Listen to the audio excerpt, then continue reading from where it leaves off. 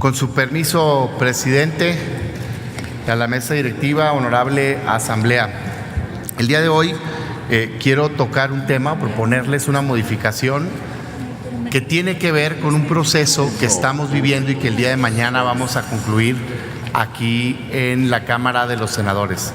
Yo siempre he pensado, lo dije ayer en la comparecencia de los aspirantes a ministros de la Suprema Corte de Justicia de la Nación, que no existe un procedimiento de nombramiento más importante en este país que el de los integrantes de la Suprema Corte de Justicia de la Nación.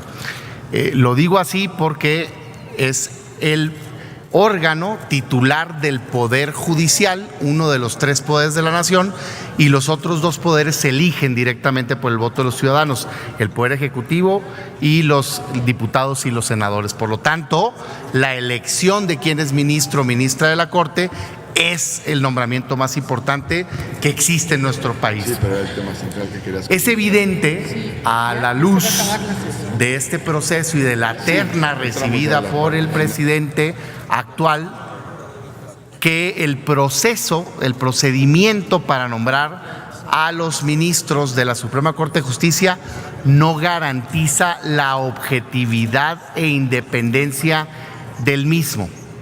¿Por qué?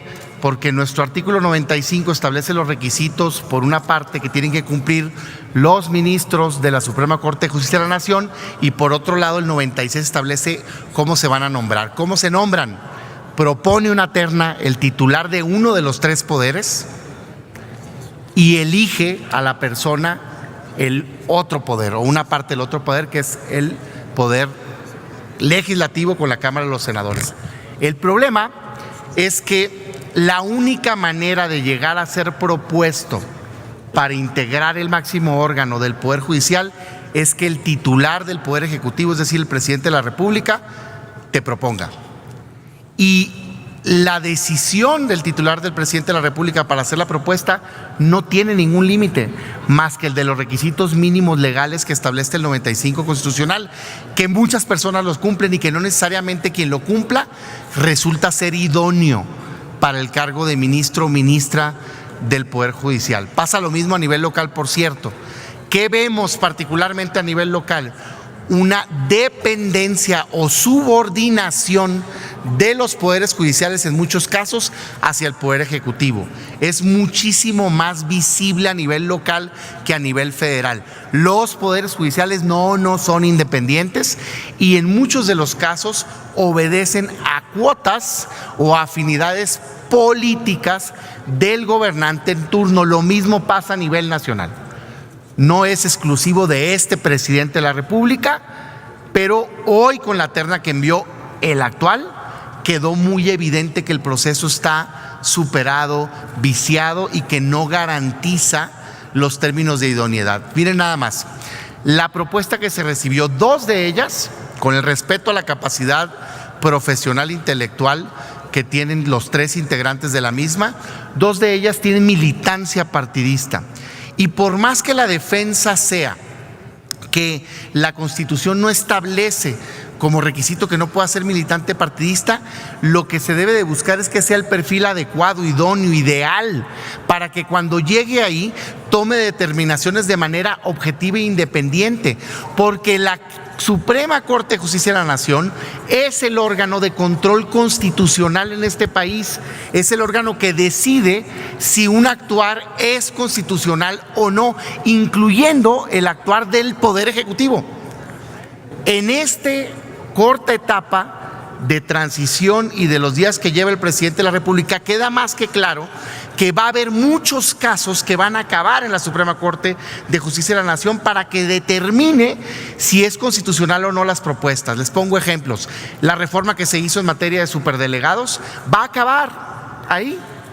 Y va a haber una determinación que tiene que tomar el Poder Judicial. El tema de remuneraciones que está hoy en día ahí, si una obra o no es adecuada, si hay responsabilidad por haber parado la obra del aeropuerto o algunas otras más, pueden en distintas aristas acabar en el Poder Judicial y en algunos casos en el máximo órgano. Por lo tanto, es indispensable que ese órgano sea completamente objetivo, completamente independiente y que no dependa del Poder Ejecutivo. Hoy la terna que se envió, 2 de 3 son militantes partidistas, forman parte de un proyecto político, no es adecuado. Así fueran del PAN, del PRI y hoy son de Morena. No es correcto que se politice el Poder Judicial y la impartición de justicia. Y el otro caso, más allá de la respuesta que dio y de la comparecencia que tuvo, pues hay un grave señalamiento de un caso anterior de tráfico de influencias. Por lo tanto, este poder legislativo, la Cámara de Senadores, tiene que elegir sobre una terna que, cuando menos a título personal, no es la adecuada. Y no tienes manera de escoger a alguien más. Tu única decisión es sobre esos 3. Los rechazo, que manden otra, y si no manda otra, termina siendo una decisión, si no se aprueba la otra, termina siendo una decisión unilateral del presidente. Imagínense la debilidad institucional de un ministro, una ministra que llegue sin el respaldo del Senado de la República por decisión unilateral del presidente. O sea, sería directamente una cuota impuesta en el máximo órgano del Poder Judicial. Por eso, lo que hoy les vengo a proponer es que cambiemos el método de selección de los ministros de la Suprema Corte de Justicia de la Nación para garantizar con un procedimiento distinto el que se pueda escoger a los mejores perfiles. ¿Qué les propongo? Primero, que en el artículo 95 se establezca como un requisito de idoneidad el no contar con militancia partidista en los últimos 6 años al menos, y parejo a todos que nos aplique. No son esos puestos para activistas políticos, son para otro tipo de perfil, preferentemente judicial o de la academia o de la abogacía, con un desempeño profesional adecuado y sin ningún tipo de vínculo político. No se debe de tener en esa posición.